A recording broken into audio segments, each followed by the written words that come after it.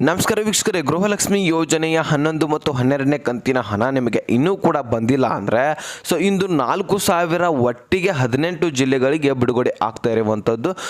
ಬೇಗ ನೋಡಿ ಆ ಒಂದು ಜಿಲ್ಲೆಗಳು ಯಾವುವು ಅನ್ನುವಂಥದ್ದನ್ನು ನೀವು ತಿಳ್ಕೊಳ್ಳಬೇಕು. ಯಾಕಪ್ಪ ಅಂದರೆ ಆ ಒಂದು ಜಿಲ್ಲೆಗಳಲ್ಲಿ ನಿಮ್ಮ ಜಿಲ್ಲೆನೂ ಕೂಡ ಆಗಿರ್ಬೋದು, ನಿಮ್ಮ ಖಾತೆಗೂ ಕೂಡ ಹಣ ಜಮಾ ಆಗ್ಬೋದಾಗಿರುತ್ತೆ. ಹೀಗಾಗಿ ತುಂಬ ಇಂಪಾರ್ಟೆಂಟ್ ಮಾಹಿತಿ ಆಗಿರುತ್ತೆ. ಜೊತೆಗೆ 2 ಭರ್ಜರಿ ಗುಡ್ ನ್ಯೂಸ್ಗಳು ಬಂದಿರುವಂಥದ್ದು.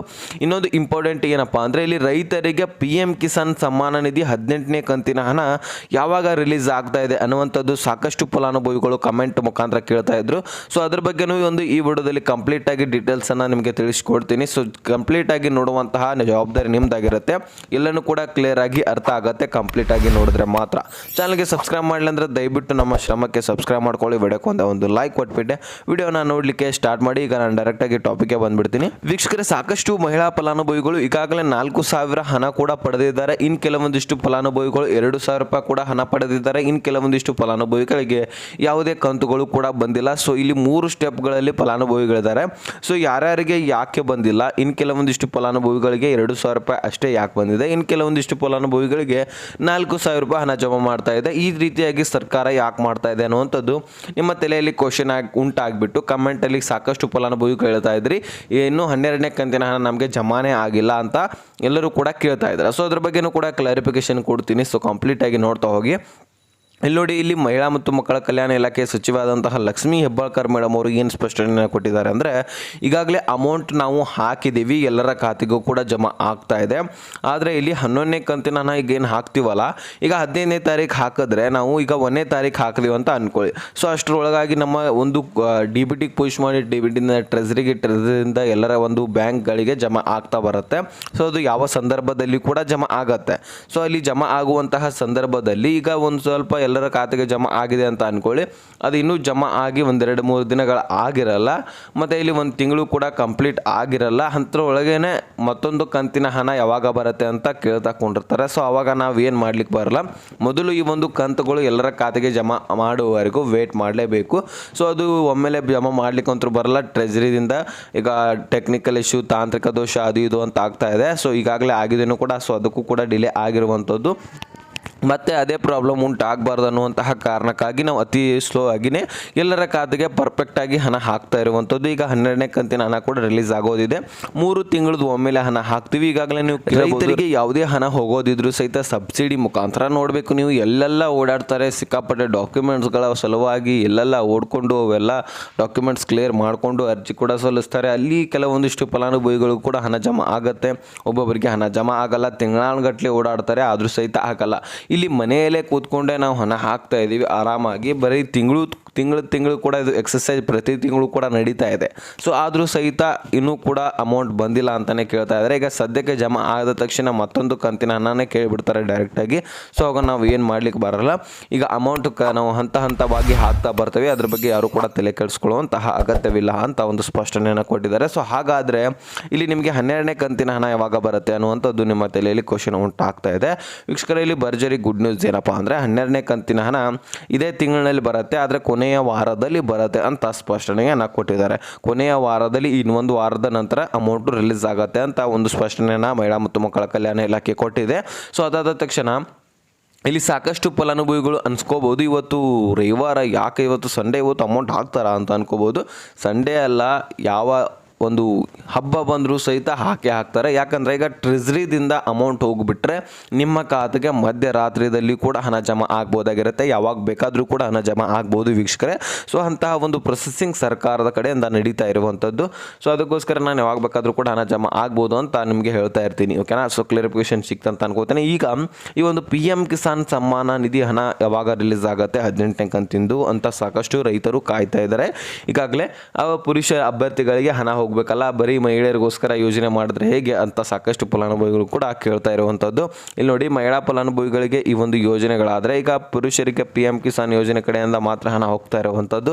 ಇಲ್ಲಿ ನೋಡಿ, PM ಕಿಸಾನ್ ಯೋಜನೆ ವಾರ್ಷಿಕವಾಗಿ 3 ಹಂತದಲ್ಲಿ ಹಣ ಹಾಕ್ತಾರೆ. ಟೋಟಲ್ ಆಗಿ 4 ತಿಂಗಳಿಗೊಮ್ಮೆ 2,000 ರೂಪಾಯಿ ಅಮೌಂಟ್ ಹಾಕ್ತಾರೆ.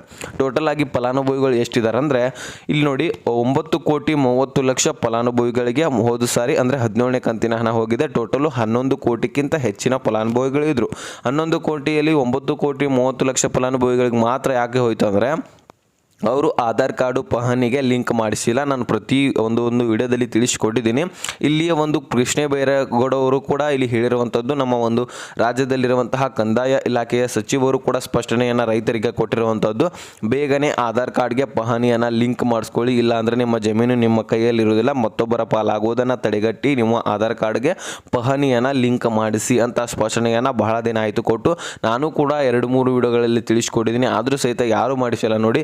ಸೊ ನಿಮಗೆ ಈ ಒಂದು PM ಕಿಸಾನ್ ಅಷ್ಟೇ ಅಲ್ಲ, ಬರ ಪರಿಹಾರ, ಬೆಳೆ ಪರಿಹಾರ ಯಾವುದೇ ಒಂದು ಹಣ ನಿಮಗೆ ಸಿಗೋದಿಲ್ಲ. ಅದಕ್ಕೋಸ್ಕರ ಈ ಒಂದು ಕೆಲಸವನ್ನು ಪಹಣಿಗೆ ಆಧಾರ್ ಕಾರ್ಡನ್ನು ಲಿಂಕ್ ನೀವು ಕಡ್ಡಾಯವಾಗಿ ಮಾಡಿಸಲೇಬೇಕಂತ ಸ್ಪಷ್ಟನೆಯನ್ನು ಇಲ್ಲಿ ಕೃಷ್ಣ ಬೈರೇಗೌಡ ಅವರು ಕೊಟ್ಟಿದ್ದಾರೆ. ಮತ್ತು ಇಲ್ಲಿ PM ಅವರು ಕೂಡ ಕೊಟ್ಟಿರುವಂಥದ್ದು. ಯಾಕಂದರೆ ನೀವು ಆಧಾರ್ ಕಾರ್ಡ್ಗೆ ಒಂದು ಪಹಣಿಯನ್ನು ಲಿಂಕ್ ಮಾಡಿಸಿದರೆ ಎಲ್ಲ ಡಾಕ್ಯುಮೆಂಟ್ಸ್ಗಳು ಒಂದಕ್ಕೊಂದು ಲಿಂಕ್ ಇದ್ದರೆ ಮಾತ್ರ ನಿಮಗೆ PM ಕಿಸಾನ್ ಯೋಜನೆ ಹಣ ಕೂಡ ಬರುತ್ತೆ. ಯಾಕಂದರೆ ಅದು ಈಗ ಮುಂದಿನ ತಿಂಗಳಲ್ಲಿನೇ ಬರುತ್ತೆ. ಈಗ ಸೆಪ್ಟೆಂಬರ್ ಓನ್ಲಿ ಅಮೌಂಟ್ ಹಾಕ್ತೇವೆ ಅಂತ ಒಂದು ಮಾಹಿತಿ ಬರ್ತಾ ಇದೆ, ಹೇಳಿಕೆ ಬರ್ತಾ ಇದೆ. ಸೊ ಆದಷ್ಟು ಮಟ್ಟಿಗೆ ಮುಂದಿನ ತಿಂಗಳಿನಲ್ಲಿನೇ ಹಾಕುವಂತಹ ಚಾನ್ಸ್ ಇದೆ.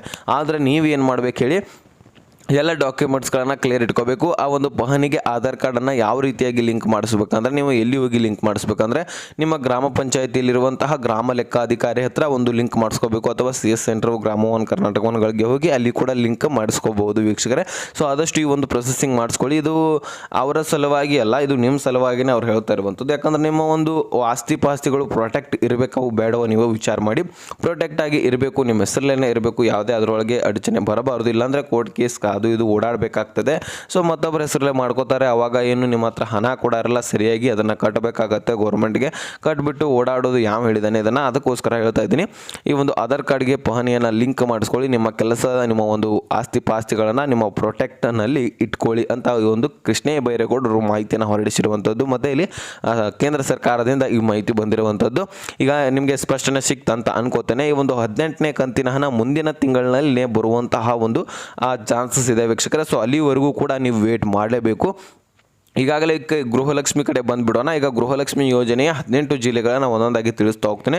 ಸೊ ಅದಕ್ಕಿಂತ ಮುಂಚೆ 4,000 ಯಾವ್ಯಾವ ಜಿಲ್ಲೆಗಳಿಗೆ ಹೋಗಿದ್ದಾವೆ ಈಗಾಗಲೇ, ಮತ್ತು ಹೆಚ್ಚಿನ ಪ್ರಮಾಣದಲ್ಲಿ 2,000 ರೂಪಾಯಿ ಯಾವ್ಯಾವ ಜಿಲ್ಲೆಗಳಿಗೆ ಹೋಗಿದ್ದಾವೆ ಅನ್ನುವಂಥದ್ದನ್ನು ನೋಡೋಣ. ಇಲ್ಲಿ ನೋಡಿ, ಒಂದು 2,000 ರೂಪಾಯಿ ಹೆಚ್ಚಿನ ಪ್ರಮಾಣದಲ್ಲಿ ವಿಜಯಪುರ, ಧಾರವಾಡ, ಯಾದಗಿರಿ, ಇಲ್ಲಿ ಉಡುಪಿ, ತುಮಕೂರು, ಇಲ್ಲಿ ಹಾಸನ, ಬಳ್ಳಾರಿ ಈ ಒಂದು ಜಿಲ್ಲೆಗಳಿಗೆ ಹೆಚ್ಚಿನ ಪ್ರಮಾಣದಲ್ಲಿ 80% ಫಲಾನುಭವಿಗಳಿಗೆ ಹೋಗಿದೆ. ಅಲ್ಲಿ ಇರುವಂತಹ 80% ಫಲಾನುಭವಿಗಳಿಗೆ ಹಣ ಜಮಾ ಆಗಿದೆ ಅಂತ ಹೇಳ್ಬೋದು. ಉಳಿದಿರುವಂತಹ ಫಲಾನುಭವಿಗಳು ಕೂಡ ಈಗ ಸದ್ಯದಲ್ಲಿ ಹಾಕ್ತಾ ಇರುವಂಥದ್ದು. ಇದಿಷ್ಟು ಆದಮೇಲೆ 4,000 ಯಾರಿಗೆ ಹೋಗಿದೆ ಅಂತ ನೀವು ಅನ್ಕೋಬಹುದು. ಟೋಟಲ್ ಆಗಿನೇ 1,20,00,000 ಫಲಾನುಭವಿಗಳಿದ್ರಲ್ಲ, ಅದರೊಳಗೆ 3-4 ಲಕ್ಷ ಫಲಾನುಭವಿಗಳನ್ನು ಒಂದು ಗೃಹಲಕ್ಷ್ಮಿ ಯೋಜನೆಯಿಂದ ತೆಗೆದುಹಾಕಲಾಗಿದೆ. ಉಳಿದಿರುವಂತಹ 1,15,00,000 ಫಲಾನುಭವಿಗಳನ್ನು ಒಟ್ಟಾರೆ ಹಿಡಿಯೋಣ. ಅದ್ರ ಒಳಗೇನೆ 5% ಅಥವಾ 7% ಫಲಾನುಭವಿಗಳಿಗೆ ಮಾತ್ರ 4,000 ಹಣ ಹೋಗಿರುವಂಥದ್ದು. ಸೊ ಆ ಒಂದು 4,000 ಜಮಾ ಆಗಿದೆ ಅಂತ ನೀವೇನು ತಲೆ ಕೆಡಿಸ್ಕೊಳ್ಳಿಕ್ಕೆ ಹೋಗಬೇಡಿ. ಈಗೂ ಕೂಡ ಆಗಲ್ಲ ಅವರಿಗೆ, ಯಾಕಂದರೆ 4,000 ರೂಪಾಯಿ ಜಮಾ ಆಗಿದೆ ಅಂದ ಬಳಿಕ ಇಂಡೈರೆಕ್ಟಾಗಿ 13ನೇ ಕಂತಿನ ಹಣನೇ ಜಮಾ ಆಗೋದವ್ರಿಗೆ. ನಿಮ್ಗೆ ಯಾವಾಗನವರೆಗೂ ಜಮಾ ಆಗುತ್ತೆ ನೋಡಿ, ಅಲ್ಲಿವರೆಗೂ ಕೂಡ ಅವರಿಗೆ 13ನೇ ಕಂತಿನ ಹಣ ಜಮಾ ಆಗಲ್ಲ. ಟೋಟಲ್ ಆಗಿ 11 ಮತ್ತು 12ನೇ ಕಂತಿನ ಹಣ ನಿಮಗೆ ಜಮಾ ಆಗಿ ಕ್ಲಿಯರ್ ಆದ ತಕ್ಷಣ ಅವರಿಗೆ 13ನೇ ಕಂತಿನ ಹಣ ಜಮಾ ಆಗೋದು ವೀಕ್ಷಕರೇ. ಸೊ ಈಗ ನೋಡಿ, ಈ ಒಂದು ಜಿಲ್ಲೆಗಳನ್ನ ನಾವು ಒಂದೊಂದಾಗಿ ತಿಳಿಸ್ತಾ ಹೋಗ್ತೀನಿ.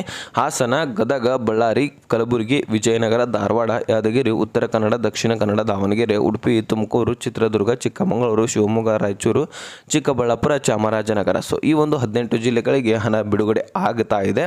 ಸೊ ನಿಮ್ಮ ಜಿಲ್ಲೆನೂ ಕೂಡ ಆಗಿದ್ರೆ ಈ ಒಂದು ಜಿಲ್ಲೆದಲ್ಲಿರುವಂತಹ 25% ಅಥವಾ 30% ಫಲಾನುಭವಿಗಳ ಡಾಕ್ಯುಮೆಂಟ್ಸ್ಗಳನ್ನು ವೆರಿಫಿಕೇಷನ್ ಮಾಡ್ತಾರೆ. ಸೊ ವೆರಿಫಿಕೇಷನ್ ಈಗಾಗಲೇ ಪ್ರೊಸೆಸಿಂಗ್ ಮುಕ್ತಾಯಗೊಳ್ಳಿಕ್ಕೆ ಬಂದಿದೆ. ವೆರಿಫಿಕೇಷನ್ ಮಾಡಿಸ್ಕೊಂಡು ಸೊ ಎಲ್ಲರ ಒಂದು ಡಾಕ್ಯುಮೆಂಟ್ಸ್ 100% ಕ್ಲಿಯರ್ ಇದ್ದರೆ ಎಲ್ಲರ ಖಾತೆಗೆ ಹಣ ಜಮಾ ಮಾಡ್ತಾರೆ. ಯಾರ್ಯಾರ್ದು ಒಂದು ಕ್ಲಿಯರಿಫಿಕೇಷನ್ ಇದೆ ನೋಡಿ ಒಂದು ಡಾಕ್ಯುಮೆಂಟ್ಸ್ಗಳು, ಅವರೆಲ್ಲರ ಖಾತೆಗೆ ಹಣ ಹಾಕ್ತಾ ಬರ್ತಾರೆ ವೀಕ್ಷಕರೇ. ಸೊ ಇದಿಷ್ಟು ಮಾಹಿತಿ ಕ್ಲಿಯರಿಫಿಕೇಷನ್ ನಿಮಗೆ ಸಿಕ್ಕಿದೆ ಅಂತ ಅನ್ಕೋತೀನಿ. ಅರ್ಥ ಆದರೆ ಲೈಕ್ ಮಾಡಿ, ನಿಮ್ಮ ಸ್ನೇಹಿತರಿಗೆ ಶೇರ್ ಮಾಡೋಕ್ಕೆ, ಸಬ್ಸ್ಕ್ರೈಬ್ ಮಾಡಿ ಅಂತ ಹೇಳ್ತಾ ಮತ್ತೆ ಮುಂದಿನ ಮಾಹಿತಿಯನ್ನು ಸಿಗೋಣ. ಸೊ ಅಲ್ಲಿ ತನಕ ಬಾಯ್ ಬಾಯ್ ಟೇಕ್ ಕೇರ್ ಫ್ರೆಂಡ್ಸ್.